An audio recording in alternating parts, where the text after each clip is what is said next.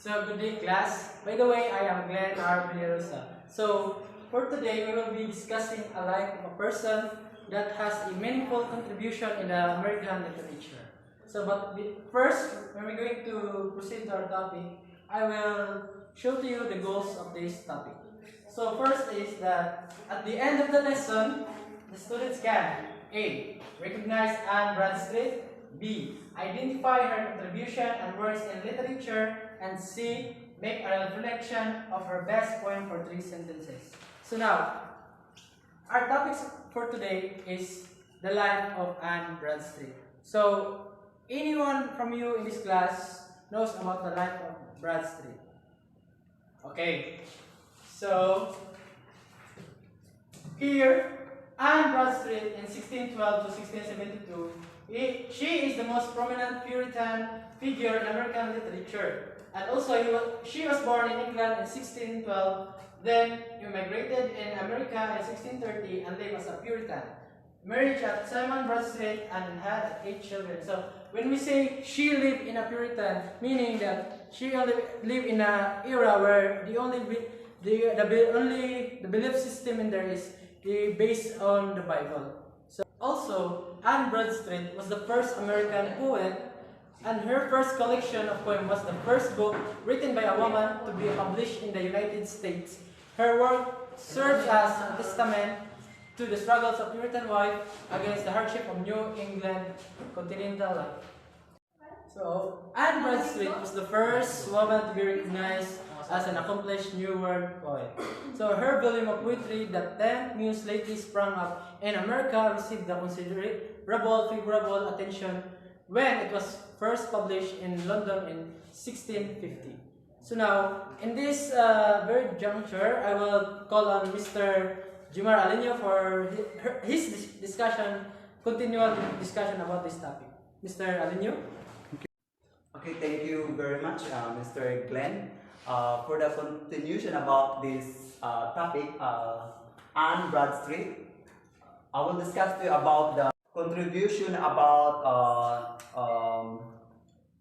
literature of his work. Okay. Anne Bradstreet was the most prominent of early English poets on North America and first writer in the England, North American colonies to be published. She is the first Puritan figure in American literature and notable from the large corpus of poetry as well as the personal writing published posthumously.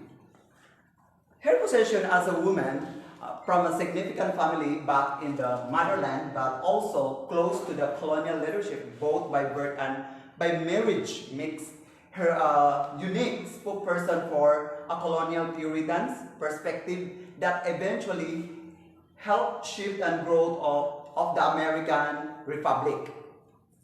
And also, Anne Bradstreet defined the rules of time by writing about whatever wanted, including personal thoughts, reflection, emotions, and events.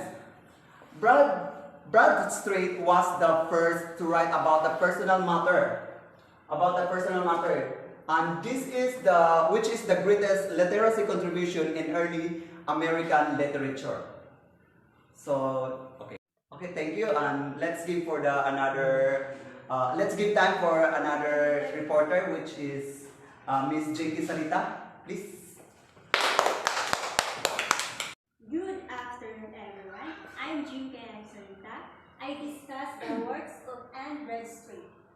We believe that Bradstreet was known as the first woman to be recognized as an accomplished word poet and received favorable attention in London way back into 1650. These are the following works of Anne Bradstreet. First, the 10th Muse lately sprung in America. Second, a band of a faith of sickness.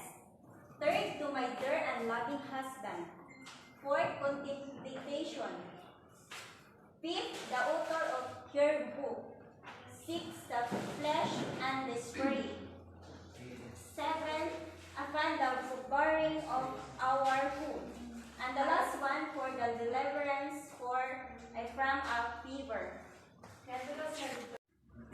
To give more explanation about her works, so let's proceed to the next reporter, Maria Jean Maningo. Thank you, Ma'am Jinky Sarita. In continuation, the works of Anne Bradstreet has an importance of the literature.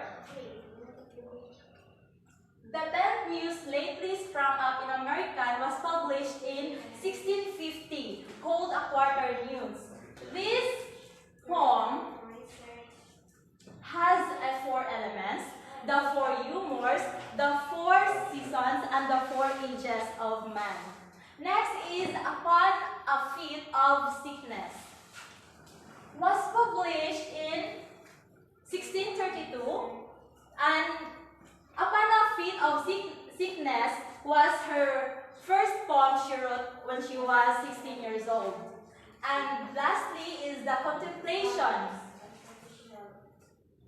Contemplations is her most famous poem. The theme of contemplation is all about time and eternity. Okay, class, I know you have understood about the topic Anne Bradstreet, and now we have an activity. You have to make a reflection about Contemplation, which is her famous or best poem to be considered. So this, I will give you a piece of paper, and you have to answer that within 10 minutes.